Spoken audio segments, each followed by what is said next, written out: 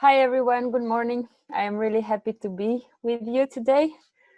It's a new experience for me to teach university students. As Christian suggested, I have a degree in biology. So that's my profession, but I see myself more as an explorer of life and a traveler. And I also work in environmental education in various parts of the world. And I'm currently living here in Tena, Ecuador, which is the Amazon part of the Ecuador, the same as your teacher, Christian. Anyway. Thank you, Claudia. Thank you so much. Now, allow me to introduce to a great friend. So he's currently a teacher in Spoch. He's part and he's one of the members that started research groups related to mining process. He's organizing several events, and by his experience, I am pretty sure that with the contribution of both of them, we will have a good moment to share. Chris, please. Hello. Okay. Hello, everybody. I hope everybody can listen me. It's okay. Christian told you, I am professor in the sports. I also have a master's degree in hydrogeology. And I think, and I hope we are going to have a good moment trying to share different experience, different point of view, and also trying to open your mind in different contexts, in the context of mining, in the topic of sustainable development of mining, and also I think at the last, we are going to have a little friendly discuss about it. So I hope every one of you can enjoy it. My topic is about sustainable development of mining, and I want to open your mind for this, and we are going to pass to different factors about sustainability. So first of all, why is important the mining in your life? What is the importance of mining? You can watch it here that there are many, okay? But what is important right now, in this moment? I don't know, you can see in the left part, in the left part, you have what is the copper antiviral activity. So that is important today because of the COVID-19, okay? After, in the last part of my presentation, I am going to open also your mind, because this is a good example of why the mining is important, not only in the life, not only in the economic life, also in the health. Yeah, some important facts about mining. First of all, we cannot support a life without mining. Yeah, the modern world life simply can't function without mining. First. Yeah, I know that maybe Claudia after it, we are going to discuss it, but right now, I think it's not possible to survive without mining. Yeah, first. Second, the mineral substitutes are not few and far between minerals, about gold, for example, about silver, about different metals maybe for the kitchen, okay? You are going to know after that there are not many substitutes except plastic and also the natural materials, but they have the same characteristics, chemical characteristics, physical characteristics, etc. And also, many countries need mining to not only thrive, but also to survive. And I think it will be in the close future, the case of Ecuador as well. Yeah, and the mining is already a high-tech and sustainable industry. Why? Because the technique is continuously improving, and we are trying, and also we found solutions about different things. For example, environmental issues. For example, economical issues, and social issues. So I think we can improve according to the time. We are going to improve, and with more techniques, with more technology, we are going to have this balance between environment and also economical benefits, okay? First, I have to tell about this, that is the sustainable development parts, yes. First is the environment, is quite important. Second is the social one. And the third one is the economic one. So we have here between the social and economic, we have equitable, okay? Between environment and social, we have variable. And between environment and economic part, we have viable. But between these three ones, we have sustainable. Today, I don't know if you can watch it here yourself, Chris, but here I have also other parts of the sustainable development. This is a new idea about sustainable that I have like in the 2015. Yeah, we have this new context about sustainable development that here is important the people. Yes, try to end the poverty and the hunger in all the forms and ensure dignity and equality. Yeah. Second is the prosperity. Ensure prosperous and fulfilling lives in harmony with nature. And this part also includes the environment. Third of all is the peace. Foster peaceful, just, and inclusive societies. Yeah. And this is a part also that we can discuss later because the governance is quite important also in the sustainable development, okay? The partnership try to have some agreements with companies and communities of the place, try to be trustful, try to say the truth from the beginning, because also what happens sometimes in mining companies that someone said false things. For instance, I can tell you, okay, I am going to give you $1 million. And after all, there are not any $1 million and everything is a discussed place because it's because of not say the truth. The truth is quite important to have agreements and also the partnership. The planet is also part of the environment and is protects all the planet natural resources and climate for future generations.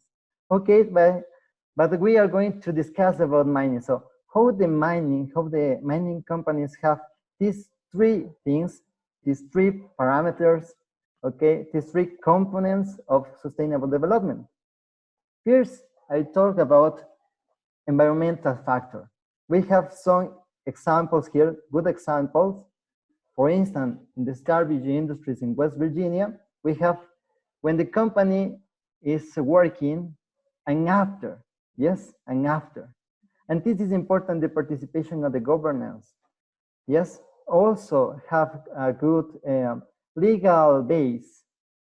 Why? Because if we don't have a legal base, all the companies can do it whatever they want. And I think also that is a good part of the sustainability. I have in the other part, other example. This is when they are working in the left part, okay? And here is after the work, yeah? As you can know, always when you have this kind of companies, you have to make an environmental plan. An environmental plan, you have to say when you are working, what are you going to do? After your work, what are you going to do? If you are going to reference or whatever, what are you going to do? Yes. So for instance, here is the Homestake Mining Company and Looking Gold Mine in California. These two examples are in US. Also, there are many examples in Chile that they are working right now. Also good examples in Canada that they are working right now. But also, they are unfortunately bad examples. Bad examples that help us to improve. For instance, in Hungary, there are like two bad examples of mining work. Yes, but what happened here? Also, the scientific, also the university is a participant in this kind of issues. Yes, and the university also help to the companies to try to fix these issues.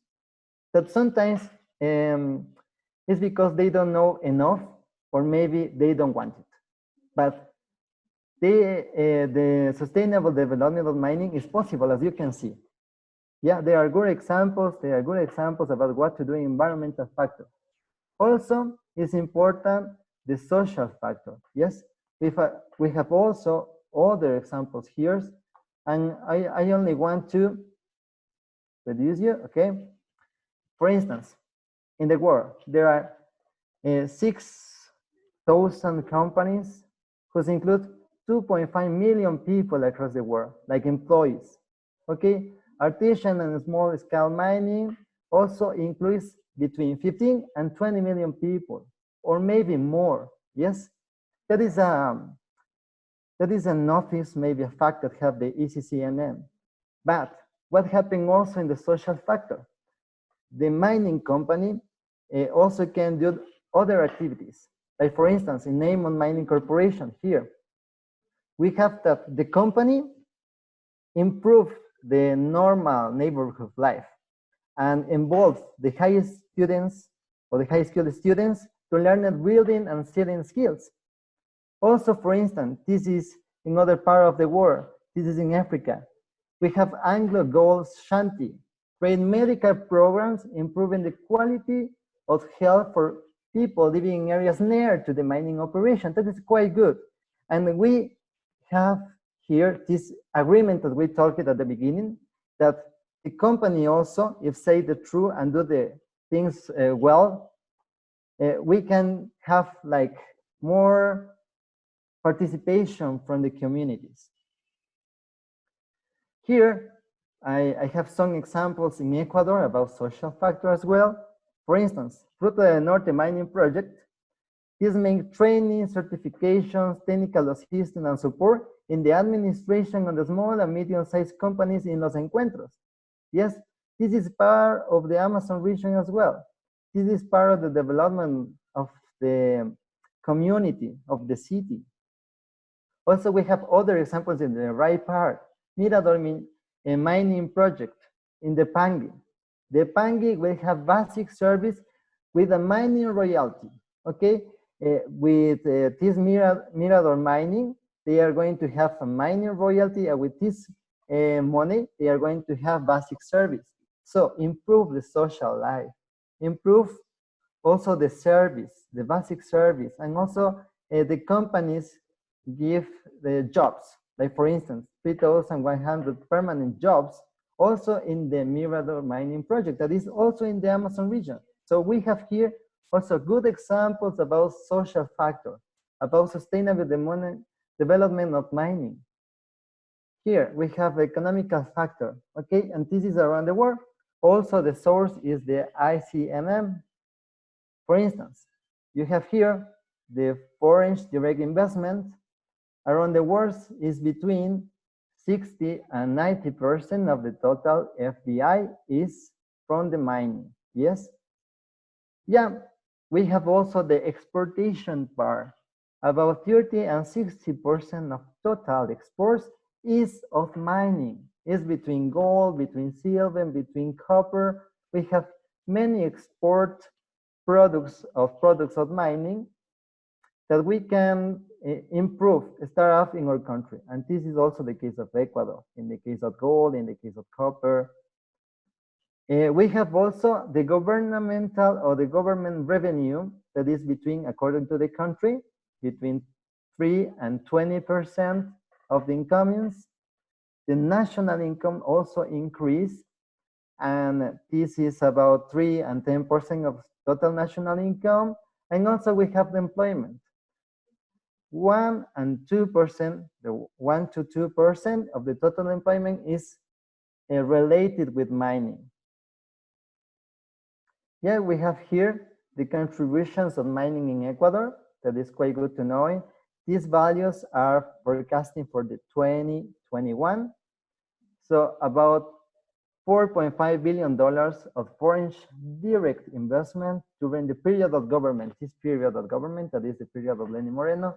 So we have also $3,700 million in exports.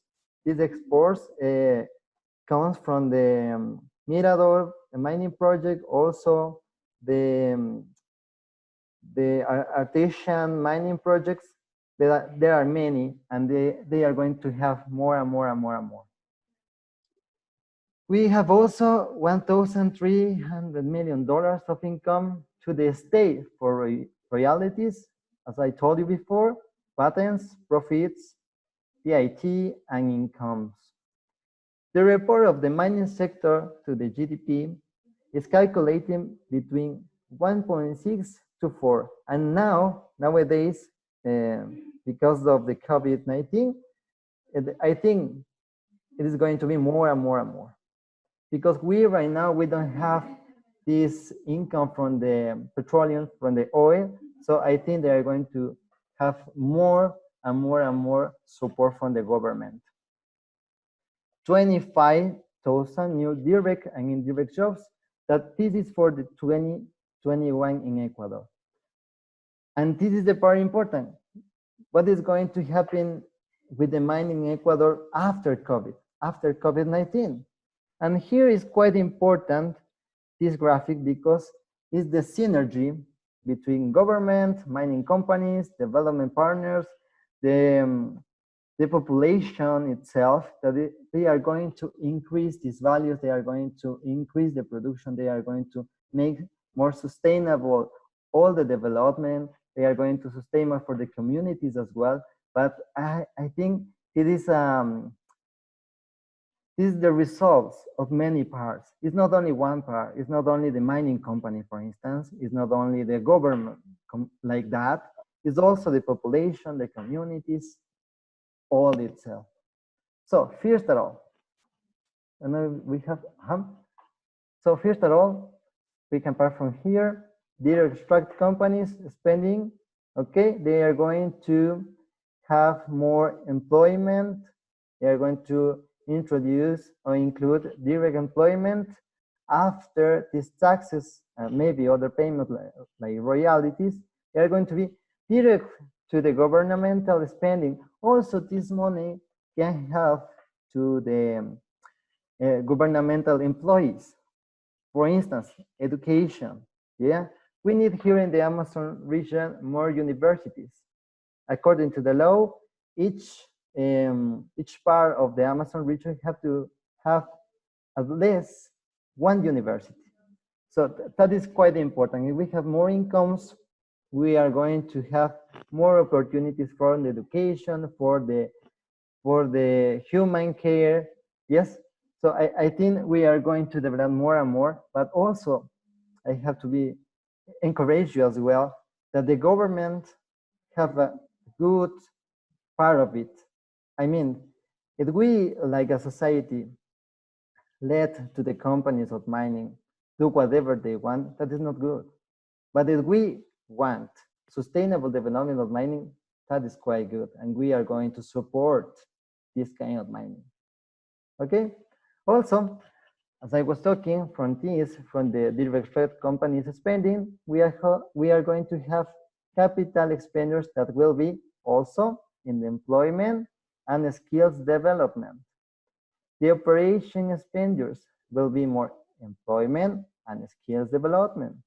Yeah, from here, the direct governmental speed.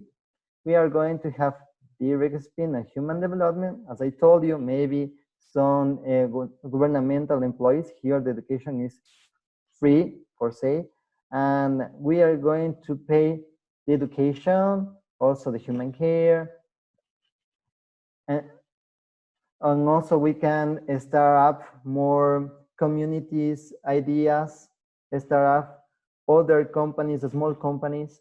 So I think this money is quite good if we want to support other part of the society. After the direct governmental speeding, we are going to speeding to support broader development. Yes, here is the good part. Indirect help to the HD. Indirect help to the community to make social programs and maybe joint infrastructure. That is happening. It's happening because in the case of the Pangi, we can watch it. That the company is trying to help to the community to have more basic service. That maybe the government have to do it. But in this case, maybe because the government don't have or doesn't have this money, yeah, the company wants to help. Of course, I think we have to support artisan mining, but in this case, it's quite good to the development. This is also to improve productivity, incomes, and living standards of the society. Yes, because if we have more economical support, we are going to develop more and more and more different parts, as I told you before. And this is going to further jobs and skill development in all the ways. Not only the mining way, it's also, for instance, in the community, maybe some restaurants, some living rooms, some places that are going to scale in a better way, scale in a better human and economical way. So that is my topic. Was quite fast, as I told you, around 5 minutes. I don't need more time. Thank you so much for your time. Very briefly, what Christian was explaining us is that sustainable development has three approaches, and those three approaches are based on social, environmental, and economic development. So, and he proposed them. He proposed then countries as the USA, Chile, Canada could have some interesting alternatives to the mining process. So since we have two cases where they, after the mining process, they give or they gave back the lands apparently in a good way without environmental affection apparently. Then it results very interesting for countries in the same continent than we are. So, but what we require is good conditions of working. Among the points that Chris presented, I would like to underline the possible options about generation jobs, improving the education, supporting the infrastructure projects, and improving some basic services, as well as generating some skill development in the people that are in the place.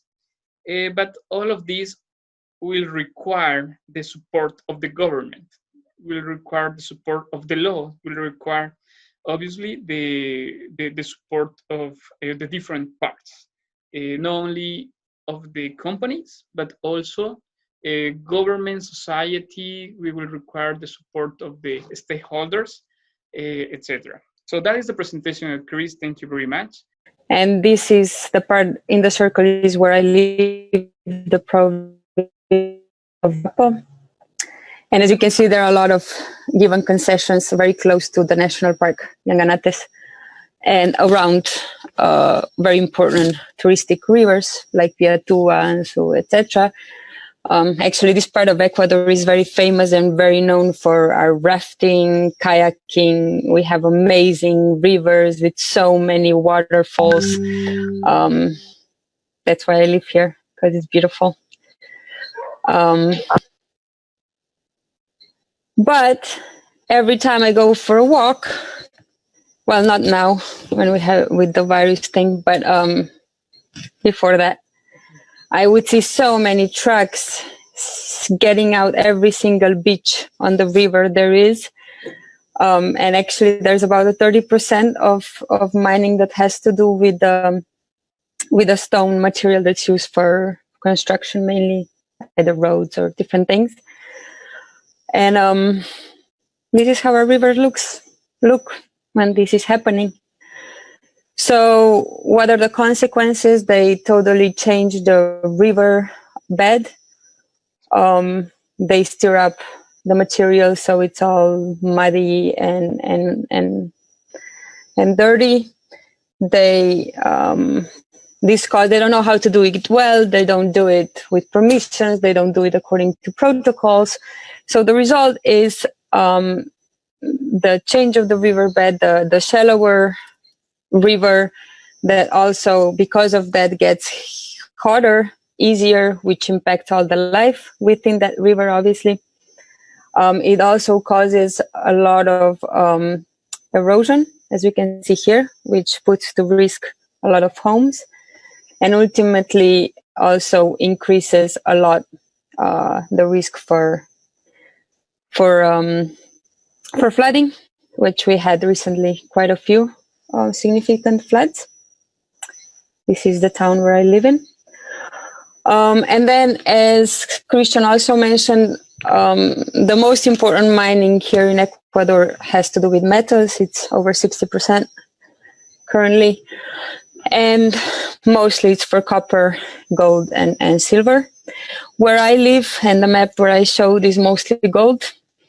And there's a lot of illegal artisanal gold mining that you can see here. It's like really small scale, but nonetheless, they use mercury to clean the ore, which is highly poisonous for all the living beings, not just us. And obviously it bioaccumulates, which means if we eat a lot of fish from that river, the mercury accumulates in our body.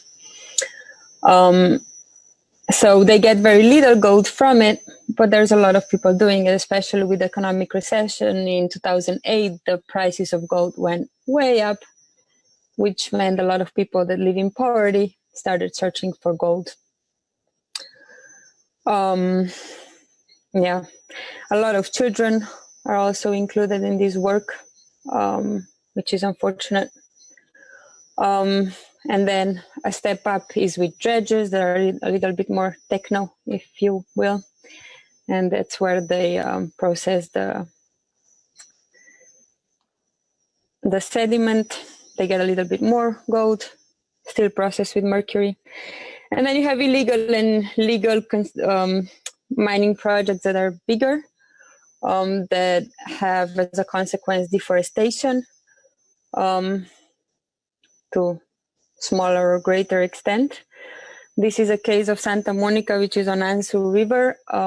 This is how it looks like. All the pollution, all the contamination goes straight into the river. There is no treatment or no mitigation of all the toxic chemicals that go into mining at all.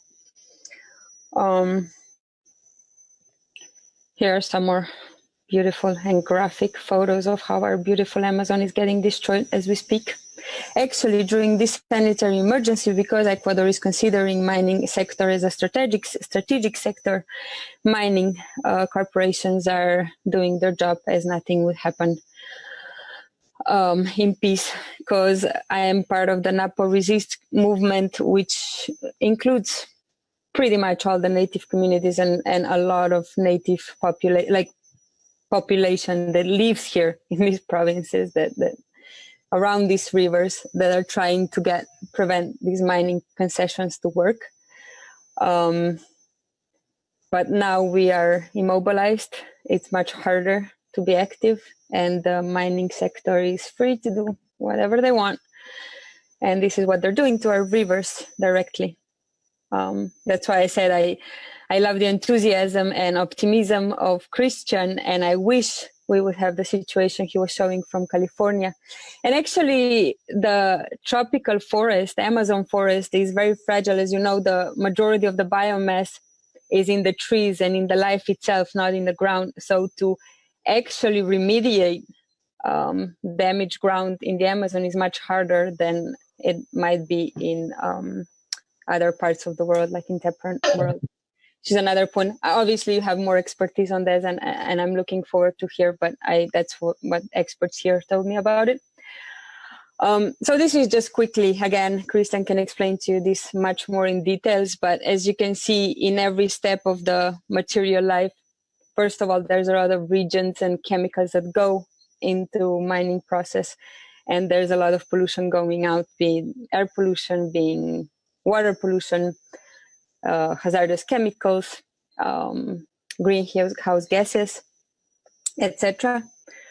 And then here's the biggest mining project from what I know in Ecuador that Christian was talking about as well, but maybe from a different perspective. It's located in what's called Cordillera de Condor, and it's considered area of huge biodiversity in Zamora Chinchipe province.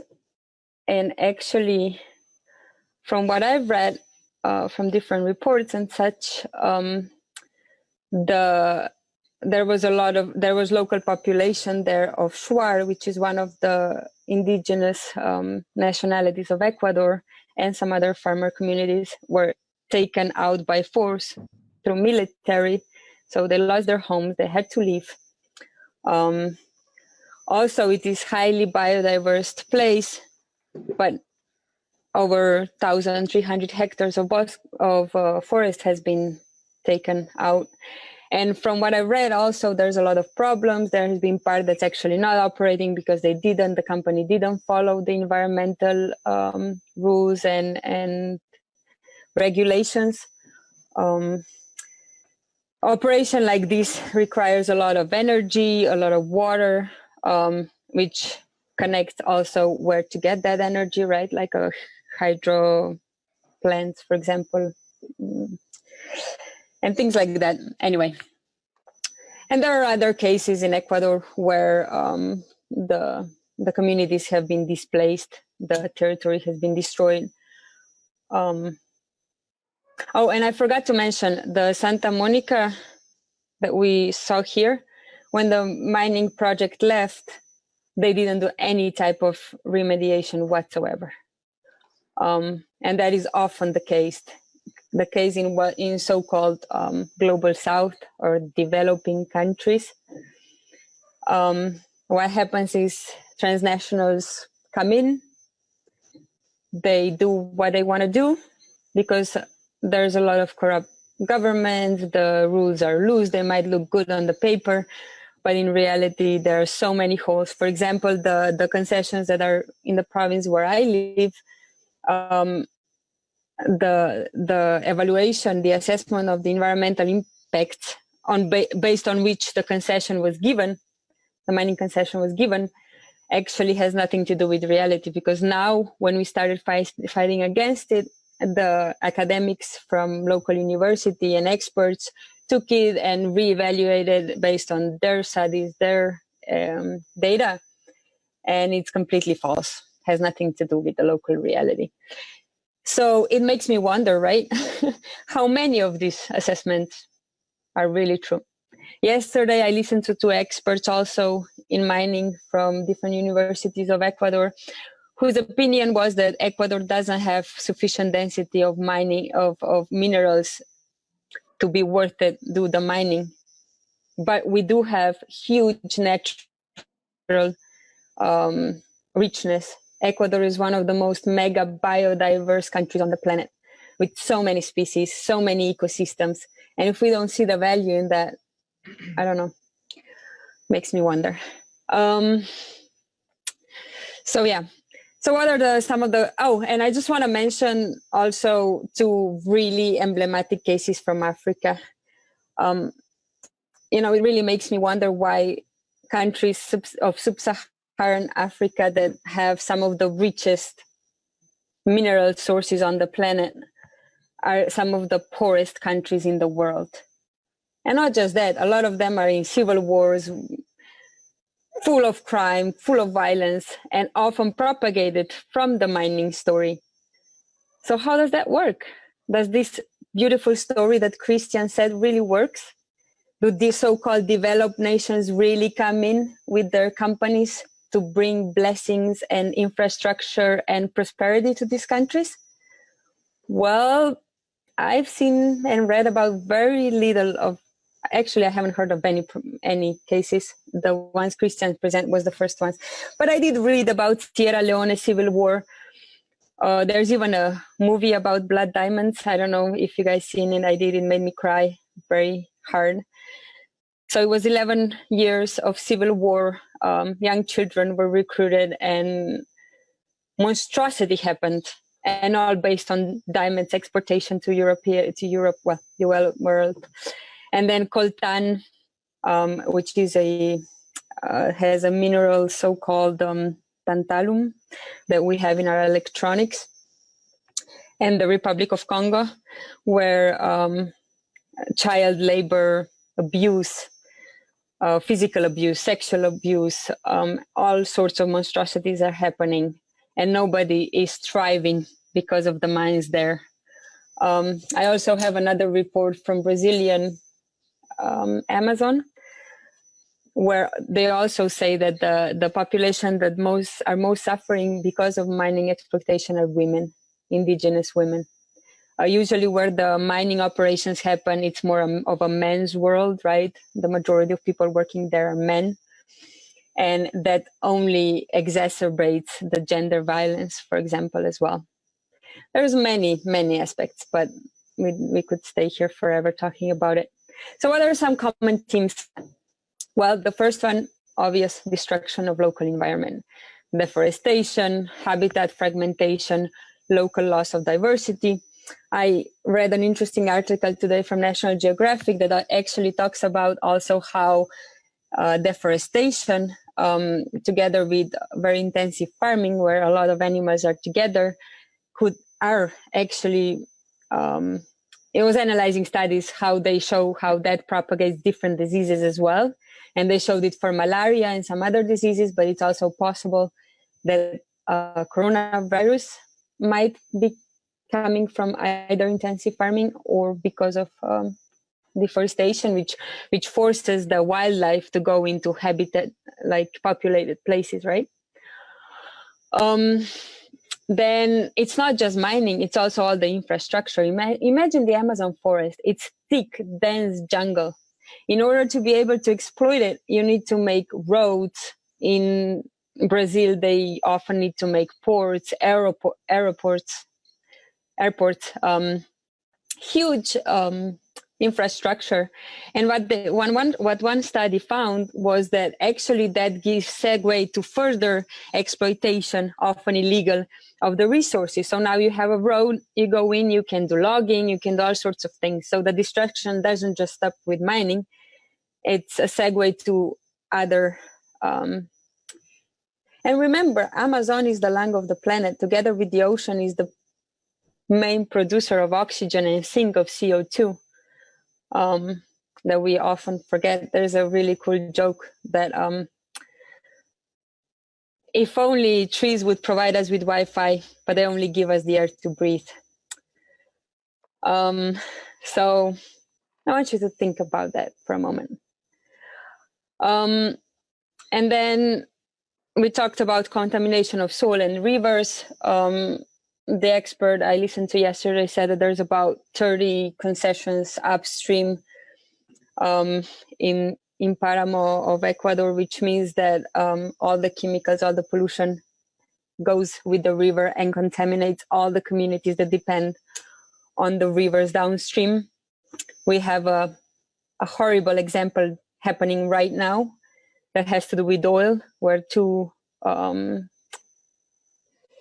tubes broke, and the oil got to two really important rivers in the Amazon in Ecuador. And there are a lot of communities that don't have water, together with the emergency of COVID-19. So a lot of these projects are not well thought of, and it's great to have this ideal story, but the reality is very different. And there's a lot of people having serious problems right here and right now, and their poverty is exacerbated by all these projects rather than helped by. So we have a impact on public health, which also costs government money. And looking at how things are done here in Ecuador, I think it costs them more money than what they get in. I wish I would have actual data, but and then there's a lot of displacement of communities. Like I have testimonies from people here that thought, oh great, so the mining company will give me money for my property, but they won't actually buy it, they will just borrow it. But then when they got it back, they realized it's completely destroyed. There's nothing they can do with it, so it's totally useless. And it's destroying cultural fabrics, social fabrics, especially of indigenous communities.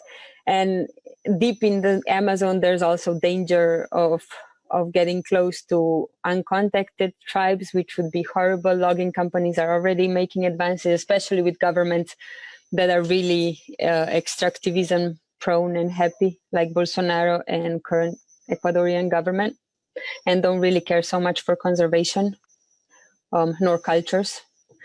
So it's not really foolproof in any way. So it can, and then it goes further into violence that we already talked about, child labor, gender violence, exacerbates poverty in the long run, because if native communities knew well how to do well, is how to live with nature. That's why the indigenous communities preserved 80% of the preserved land globally, because they live directly connected with it. They understand that if they don't have the water in their rivers that's clean, they will die. If they don't have animals in their forest, they will have nothing to eat. We have forgotten that because we go to the store, right? We open, but not even the faucet here, at least in the Amazon, I can't open my faucet and drink the water from it. So it's already contaminated. But we have forgotten a lot of things that I think indigenous communities can teach us. And then obviously, if you destroy the place, then you destroy the opportunity for economic income that could bring money in a long run, like sustainable tourism, adventure tourism on our rivers, community tourism that's thriving, that's developing really rapidly here in the Amazon of Ecuador. And it's really actually helping indigenous community to get out of poverty, etc. And then all of this is obviously made way worse through terrible government inefficiency, lack of expertise,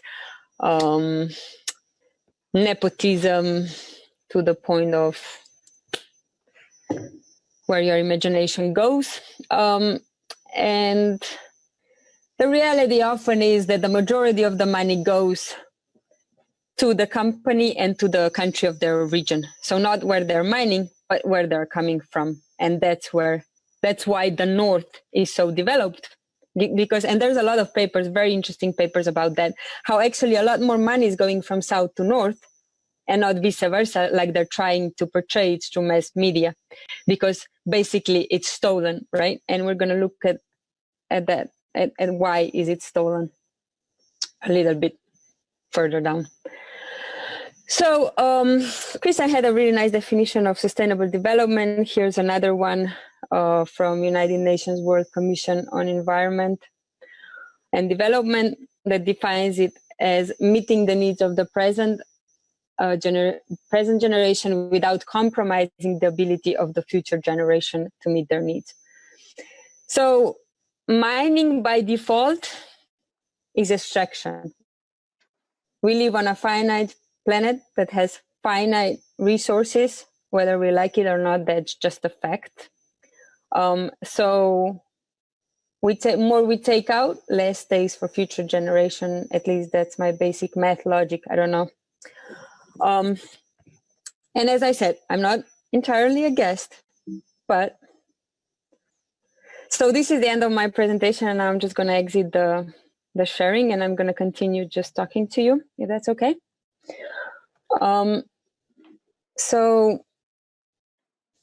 So yeah, what's happening? Why is the global South still in poverty? Actually, if we look at it, it's getting poorer, a lot of it. A lot of people are getting poorer. The wealth is accumulating on one side, and the poverty is increasingly growing on the other.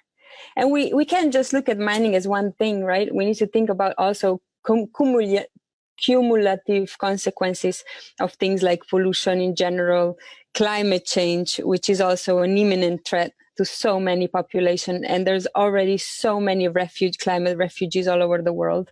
And again, it hits harder the poorest part of the world. So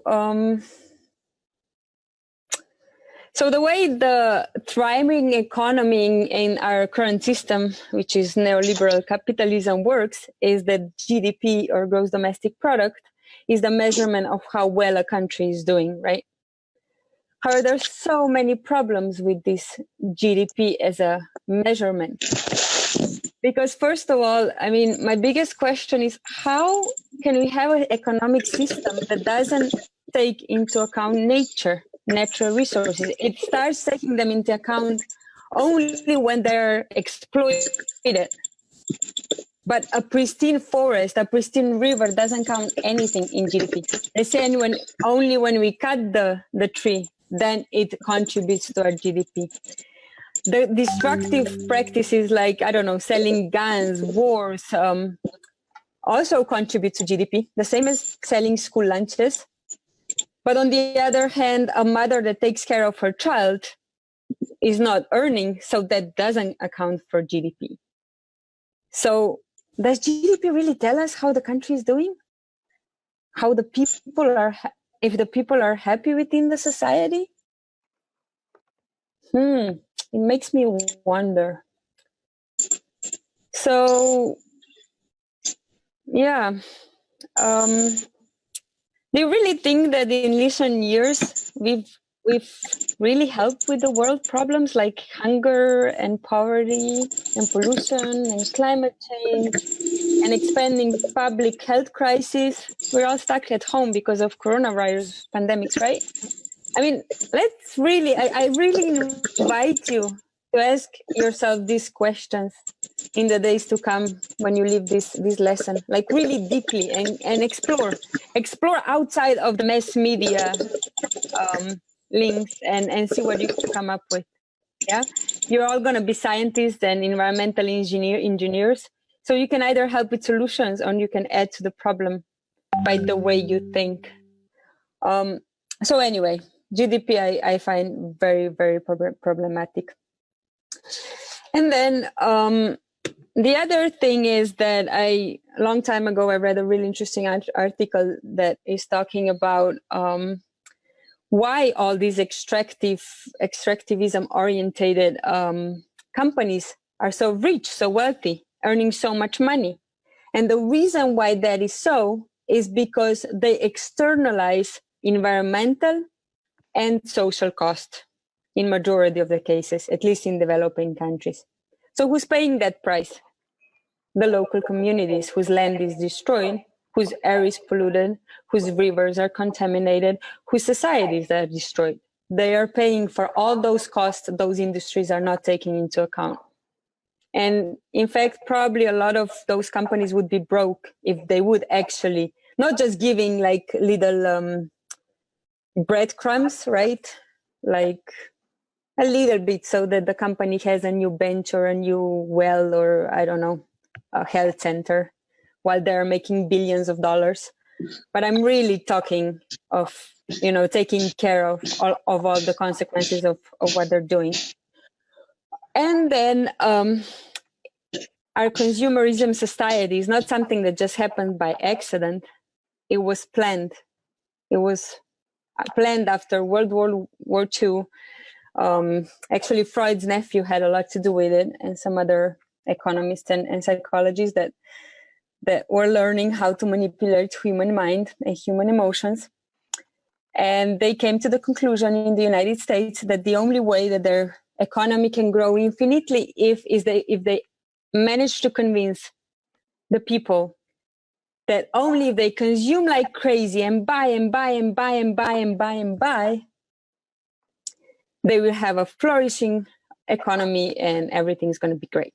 And how is that connected with mining? Well, as Christian said, most of the products we use and we buy because we want a new iPhone every year, etc., use a lot of metal material. So how did they achieve that? Well, there are two things. I don't know if you ever heard of it, but one is called planned obsolescence and the other one is called perceived obsolescence. Christian, are you there? I was going to ask you to help me with the question. Yes. I think he left. I am here. Ah, or the other Chris. I'm not pretty sure. No, you. I am here as So well. I want to I want to ask the students if they've ever heard of those two terms, and if they did, what they mean. So if you haven't heard it, please let me know that you don't know. Okay. And if you have heard it, then please let me know what it is. So planned obsolescence and perceived obsolescence.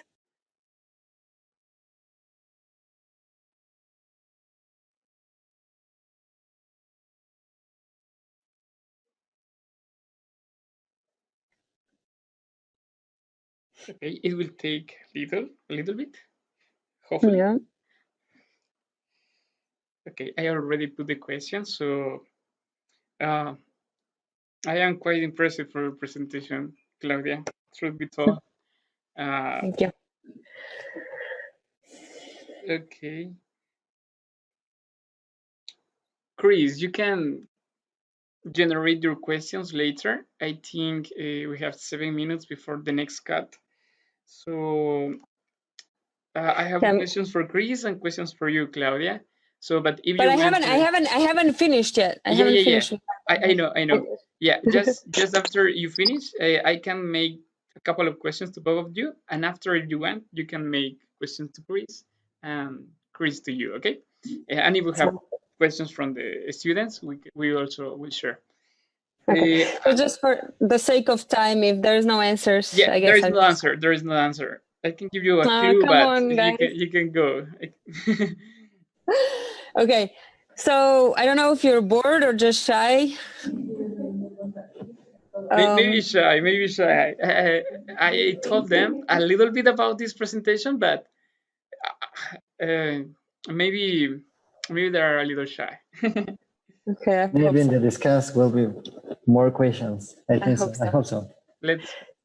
So yeah, so planned obsolescence is also called made for the dump. So I don't know, I was born in Yugoslavia, which was a socialistic republic, and I still remember how our stove was working for over 10 years. Everything was a lot better made. And now all of a sudden, everything breaks so fast. And that's all science. How quickly should the thing break so that they buy the thing as soon as possible, but still maintain the trust in the product? That's a science, very developed science. So I don't know if you know, but computers start becoming impossible, unbearable after 2 years. Actually, the updating it makes it slower, and then they just shut off, etc. So pretty much all the products we use are planned to become obsolete or non-working. And then perceived obsolescence is actually even more powerful.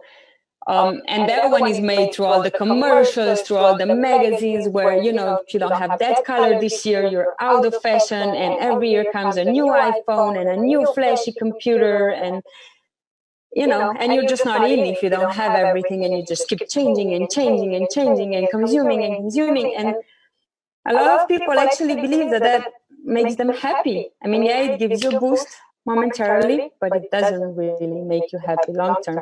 However, it does make all the mining industry flourish, right? Because we need all this material in order to replenish all of those iPhones and all the rest of it. So, another thing to think about.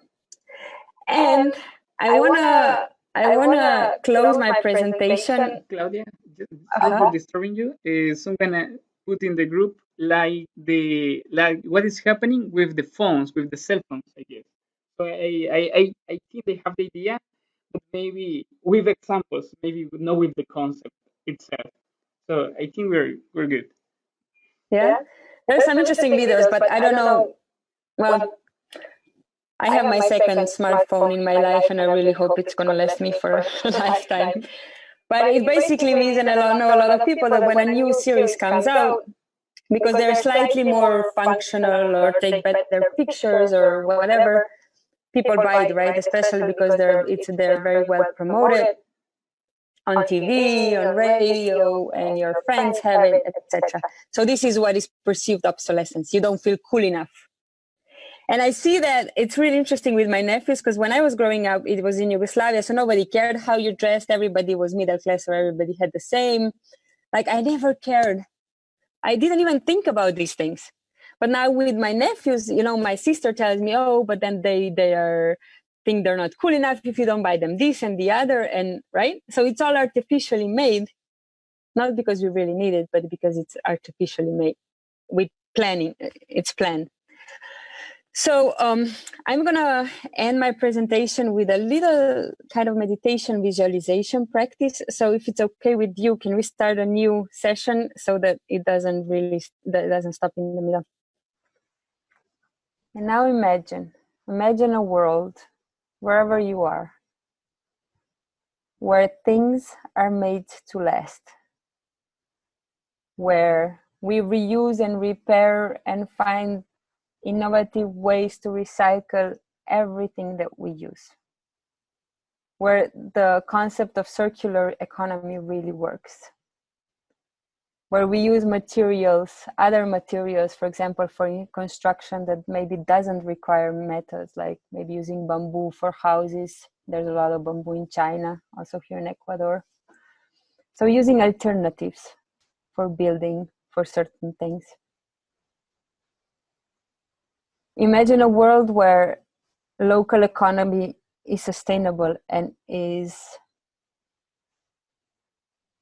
practically self-sufficient. You produce enough food, there is exchange of local services and products, people consume what's locally grown and produced, the import and export is practically at its minimum.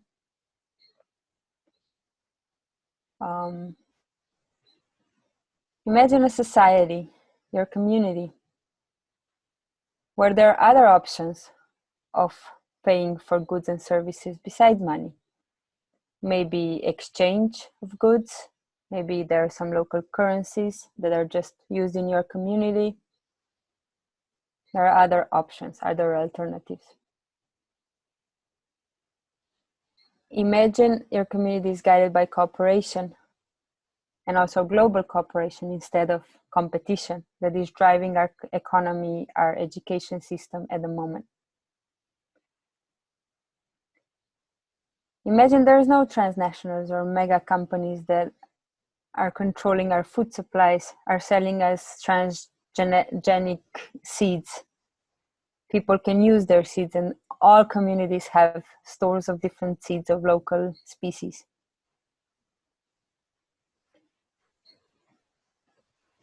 There's no monocultural agricultural practices that are destroying the land. And the pharmaceutical companies are not in charge of our health. We cherish very much our elders, and we learn about the traditional medicine from them and other knowledge. We don't work as much as we do now. We have time to spend time with our families, with our friends, with our community, and we live in places that has vibrant and thriving nature, and we spend a lot of time in nature. We work just enough that we're okay, but that's it. The rest we spend laughing, socializing, doing things that make us happy. And even within what we do is driven by our creativity, by our inner calling, by our inner interest, not the necessity to survive. Because we are all okay, and we work because we want to contribute to the society. So a society where the biggest value is not money, but the contribution to the community where I live.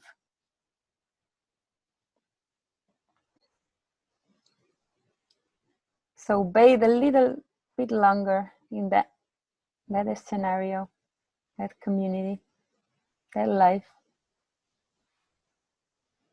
Take another deep breath. And slowly come back into your body. And when you're ready, open your eyes. So this is the world I dream of, and there's a lot of people around the world that are making it happen in so many ways. Like, I'm part of the Facebook group that works only by exchange of goods. You cannot offer money, and people are offering incredible things for exchange. There's so many permacultural projects everywhere, popping up everywhere. But the thing is, our first reaction is usually blaming, right? It's government's fault, it's neighbor's fault, it's somebody else's fault. But I think the only way to recreate our reality is to take back our own power and first reinvent ourselves and our world, which, if there's enough of us, will eventually lead to systemic changes we so desperately need if we want to thrive on this planet. And just two more thoughts.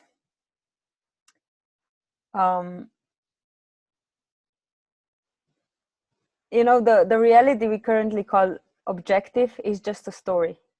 But what happens with stories? When enough of people believe the story, it becomes a reality. So if enough of people believe in another story, and there's infinite possibility of stories, then that will become our new reality. And also, as a conservationist, I used to become pretty depressed with all the environmental problems, with watching how, you know, corals are dying below the plastic. We're seeing miles of plastics on shores, climate change, etc. Like, it really depressed me. Like, there's no way out. There's so many species going extinct. Oh my God! Like, but then I realized something really important, because we like to see everything through us, right? We're so anthropocentric in our thinking. I realized the planet's gonna be okay. The planet is really resilient. If we're too much of a trouble, and that's already happening, it will destroy us. We will auto-destroy ourselves, but the planet will be fine. So the planet doesn't need saving. Who needs saving is us, and our way of life, and our quality of life, our values. Yeah, that's it. Thank you for your attention.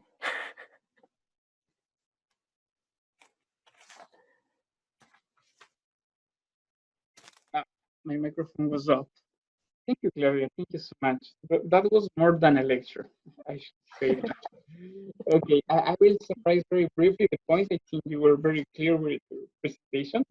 But okay, I will try my best. So, beginning, we have a presentation about the places that are compromising in Ecuador. So it was like a cartography, a kind of most of the Amazon region. I could realize then it was basically inside the box. The second is about your perception about the trucks, the illegal mining. Then you can have some pictures.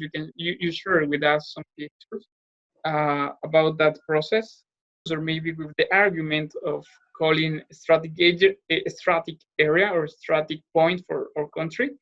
They are doing what they are doing. So, and we know that this kind of process, the weak points, we can call in that way, are that they require a lot of water, a lot of energy, a lot of resources to generate even some hazardous resources as mercury. You present some specific cases, Santa Monica, El Mirador, etc. And what they have in common is that they are hotspots. They are rich in biodiversity. So they make us to think what we are sacrificing. In an international context, you put the cases of Africa, specifically the Democratic Republic of Congo, where there are problems about civil wars, besides the natural problems, and we know, and it mainly is because of this bad distribution of powers, we can say.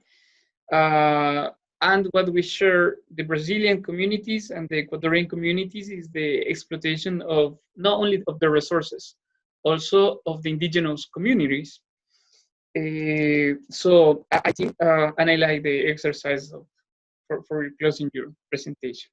So that is what we have for today. I'm really happy to have both of you, because of sustainable development. So I will start, if you prefer in that way, or if you want to go straight on each other, you can feel free. Don't be afraid. Okay, so the first question, okay, I will do the two questions at once, Claudia, to save money. Basically, the GDP indicator, you said that it doesn't reflect the richness or maybe the happiness of one society.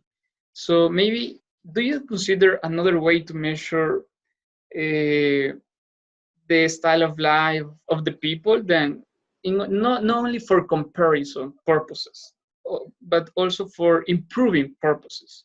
So how can we improve by society if we cannot measure? So that was the first question that I have for you. And the other then I have for you is, this is for Chris. Where can be acceptable, or where do you consider then this kind of mining process could be done? So under which considerations? Okay, that is what I have. Thank you very much. So yeah, I think the sole idea of indefinite growth, right, is unsustainable, is impossible, because we live on a finite planet, and we're already, if we calculate our ecological footprint, especially in developed world, we use way more resources than what we have, and that's why there's a lot more poverty on the other side.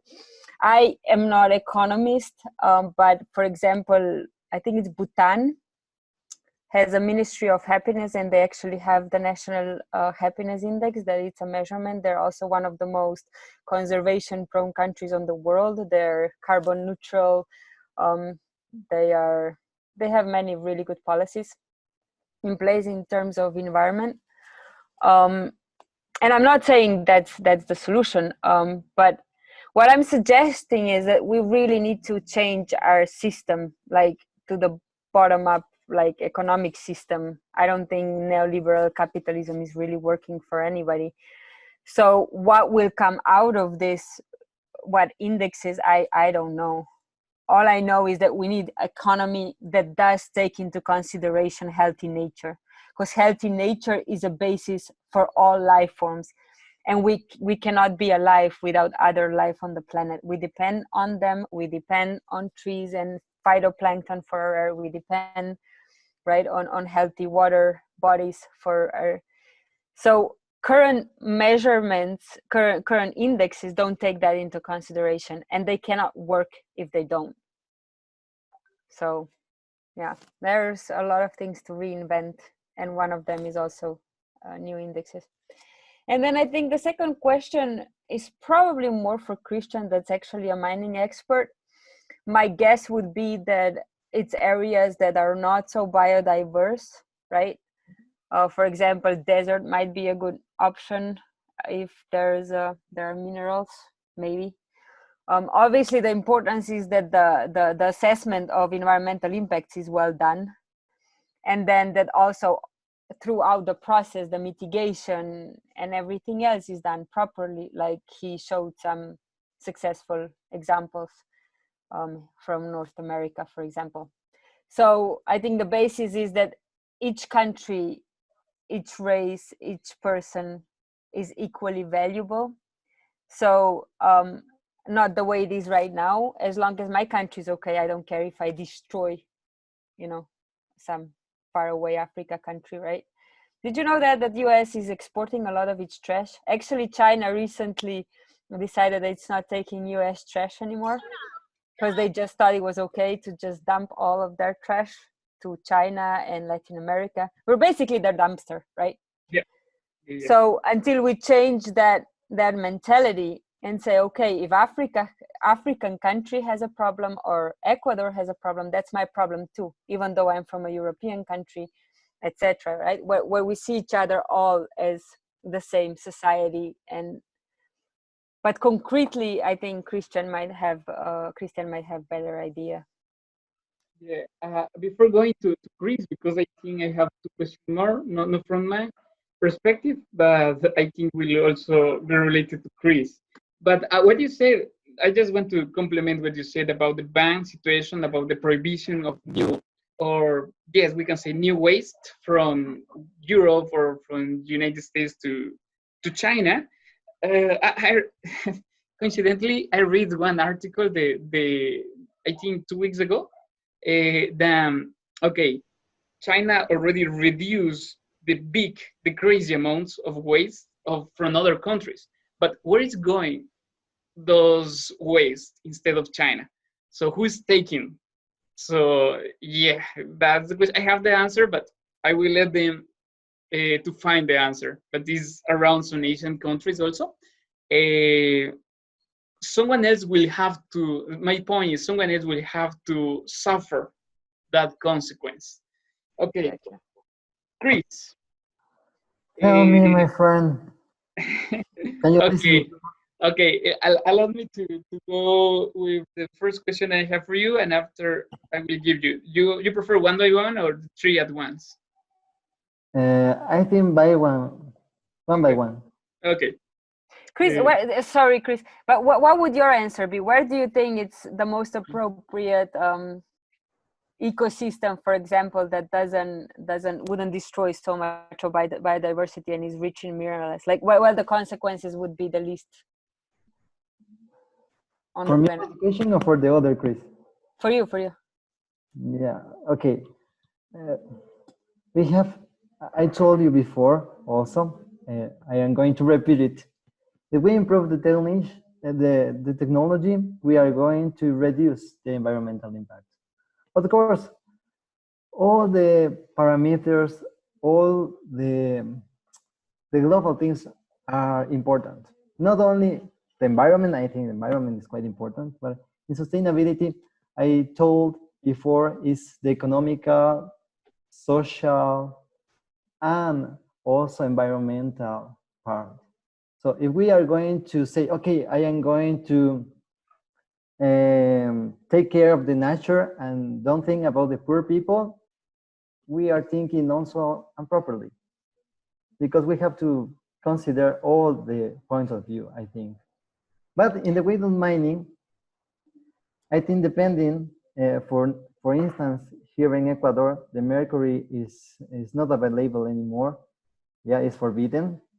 So I think if the government as well try to do more politics in order to care the nature, in order to care the humans and the communities, we are going to develop more and more. I told in my presentation that we have to work together. The governmental part, the society, the companies. I have good examples. And also, for instance, I want to tell you one study that we are going in the Morona Santiago University. We are using Guarambo in Malva Común to extract gold. So also the institutions, the universities, have this good part to try to avoid, this contamination, we can say.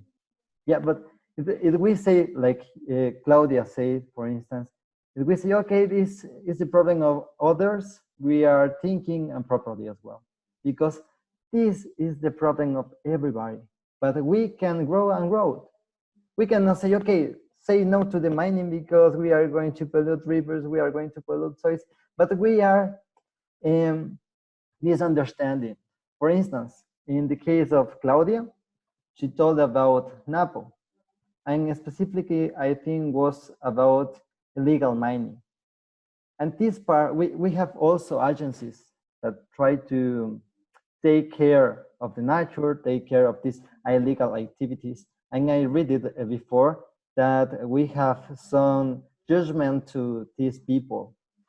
So as I told Christian before, we have to say, okay, they are doing bad, but we have to say to the proper agency, we have to say to the proper governmental institution, because if we only say, okay, it's not my problem, okay, they are going to contaminate the river, but it's not like that. We are misunderstanding that the mining is illegal. Mining is not like that. I told you in the beginning of the presentation, the mining can be a sustainable development, can be well organized. But if we say, okay, I watched 10 people trying to extract gold from the river using mercury, we are misunderstanding what the mining is. Of course, it's mining. That is a survivor mining, because if you don't have money, what are you going to do? Only take the gold that maybe is in the river, use mercury, and try to survive. Try to take money for your family.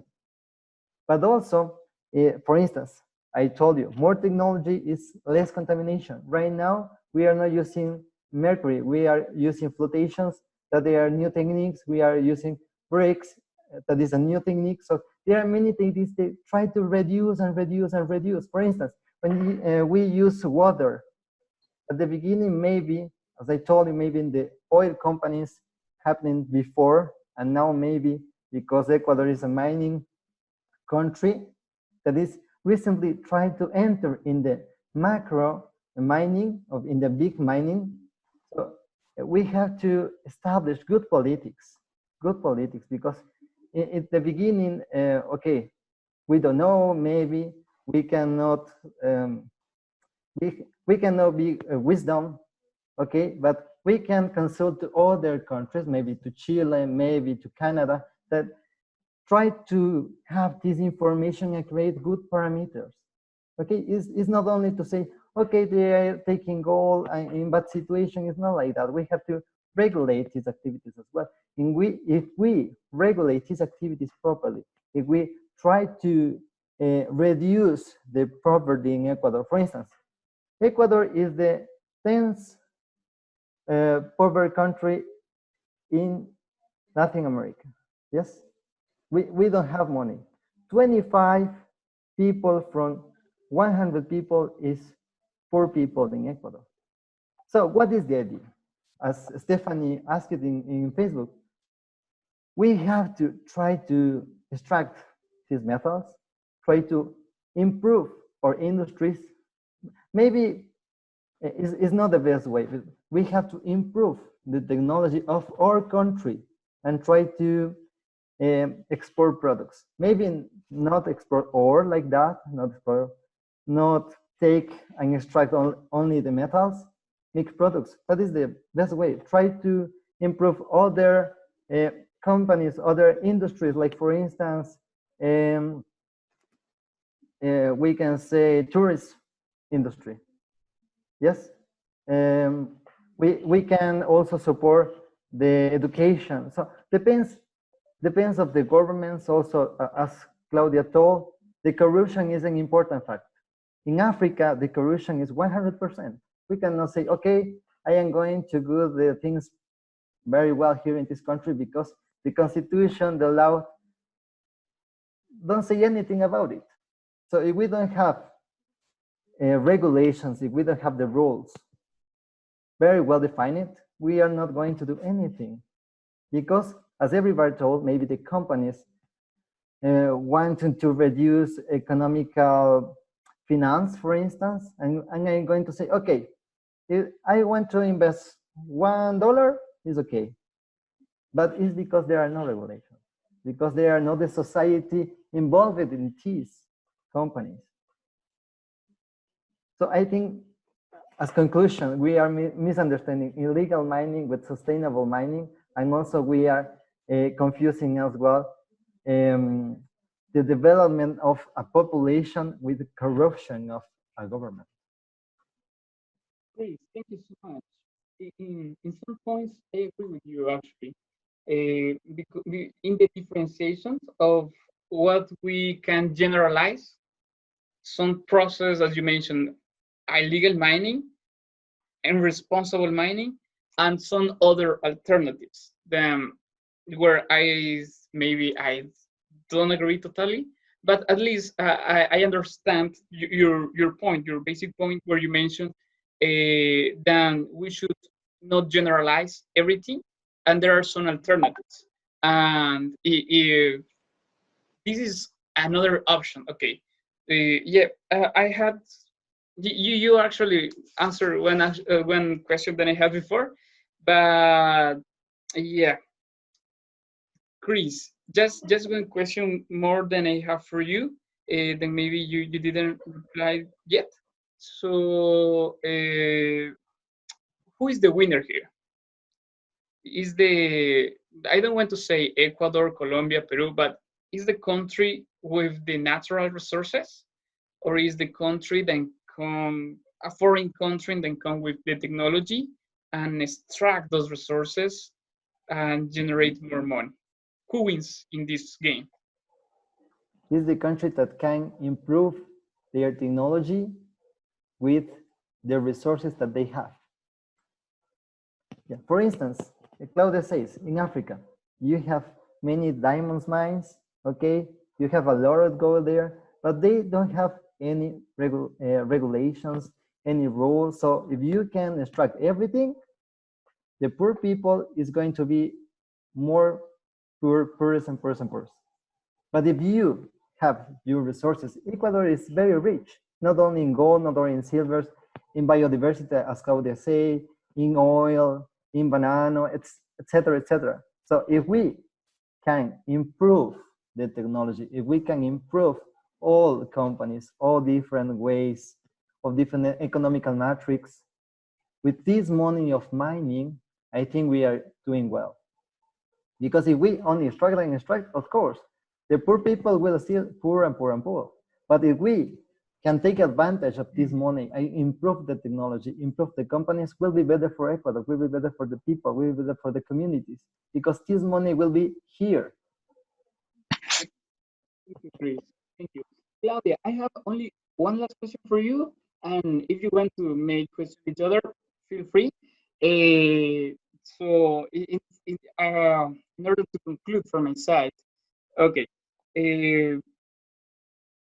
Okay, it's a question that actually you make yourself, but I will put in a context. So you mentioned the situation of our country or Latin American countries about there should be more strategy, there should be more pathways besides petroleum, besides mining. So before going to what other options do you consider are suitable for our conditions or to our context?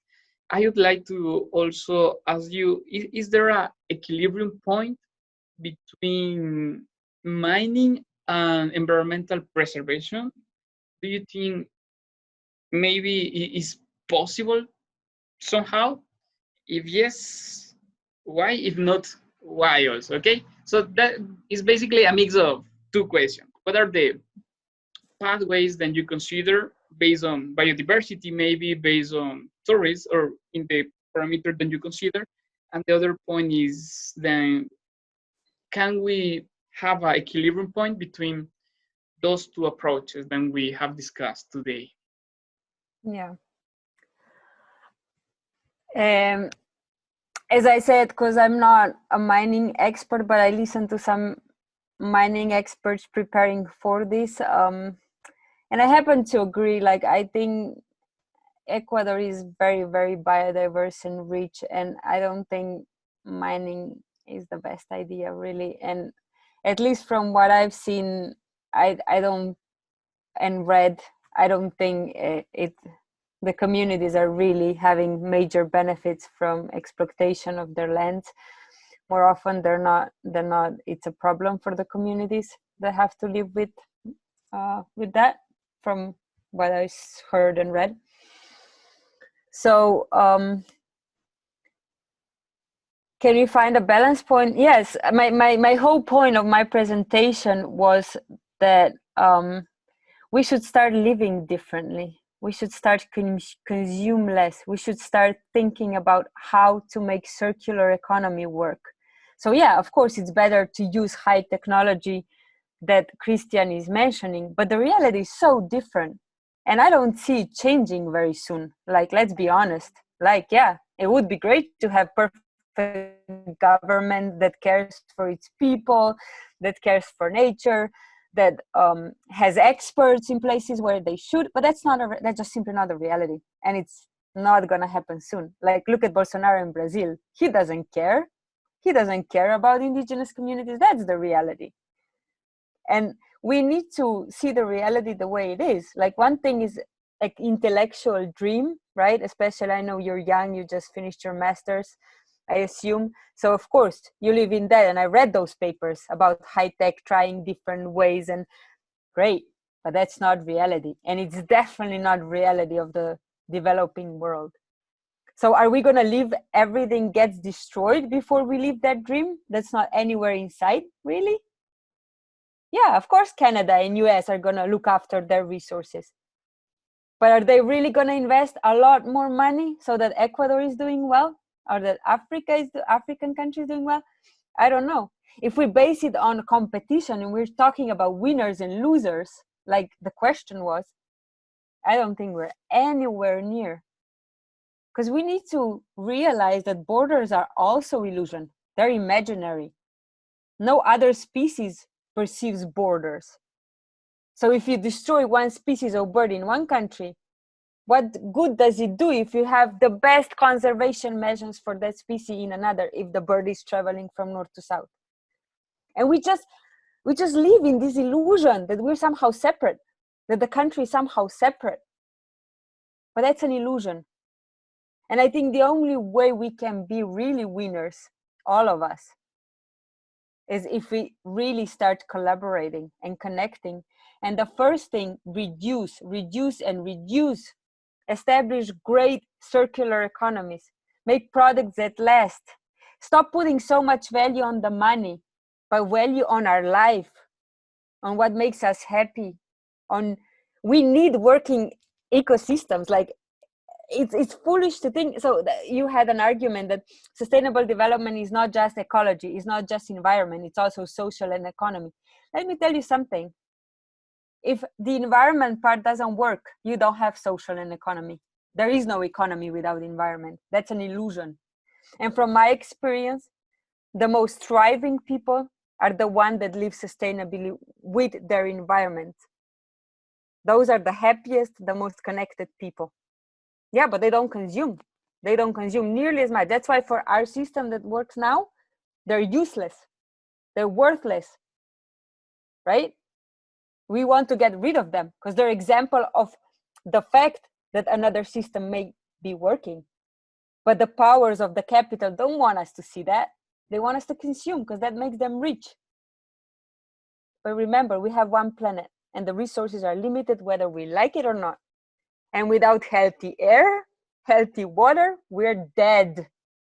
No amount of gold will help us. And we don't really need gold. We don't need jewelry. We don't need diamonds to be happy. That's all artificial. That's man-made. If you have diamond ring, then your guy loves you. That's our commercials. But we buy it. We believe it. We need to start asking our beliefs. That's the root of all the problems. And make no mistake, without healthy environment, we're dead. Period. There is no economic and there is no social. Without air to breathe, without water to drink, without food to eat. But we act like that has nothing to do with anything. We need diamonds and jewelry and iPhones. Yeah, they're great, but they're not necessary for our survival. Air, water, food are.